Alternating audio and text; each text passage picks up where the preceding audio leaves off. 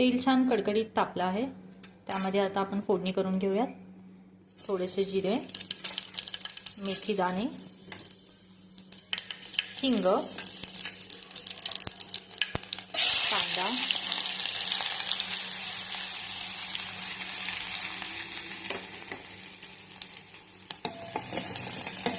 आपण छान मिक्स करून घेऊयात। यातच आता आपण 2-3 कढीपत्त्याची पाने आणि वाटण, यात हिरवी मिरची, लसूण, जिरे आणि कोथिंबीर आहे। आता आपण छान मिळून घेऊयात हे आणि कांदा छान लाल होईपर्यंत परतवून घेऊयात। तुम्ही पाहू शकता कांदा छान लाल झालेला आहे, मसालाही मिरचीचा छान भाजलेला आहे। आता यामध्ये आपण सोडूयात थोडीशी हळद, गरम मसाला आणि छान मिक्स करून घेऊयात।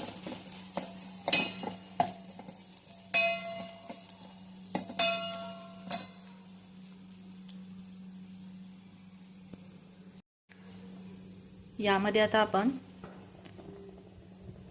रवीने घोटून बारीक केलेला दुधी भोपळा आणि डाळ याचं मिश्रण सोडूयात। छान एकजीव करून घेऊयात। रोज रोज डाळीचं वरण खाऊन ज्यांना कंटाळा येतो त्यांनी अशा वेगळ्या वेगळ्या प्रकारच्या भाज्या त्यामध्ये शिजवून त्या खाल्ल्या तर थोडीशी चवही बदलते आणि पौष्टिक काहीतरी खाल्लं जातं। आणि बरेचदा मुलांना दुधी भोपळा आवडत नाही, पण डाळ भात मात्र आवडते। मग अशा वेळी तुम्ही दुधी भोपळा, लाल भोपळा, पालक, मेथी, फ्लॉवर यासारख्या भाज्या डाळीबरोबर शिजवून त्याचं असं छानसं वरण करू शकता।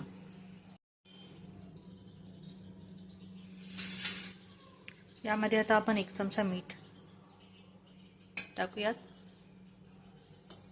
मिक्स करून घेऊया छान। मी गॅस अगदी मंद आचेवर ठेवलेला आहे आणि आता थोडंसं पाणी,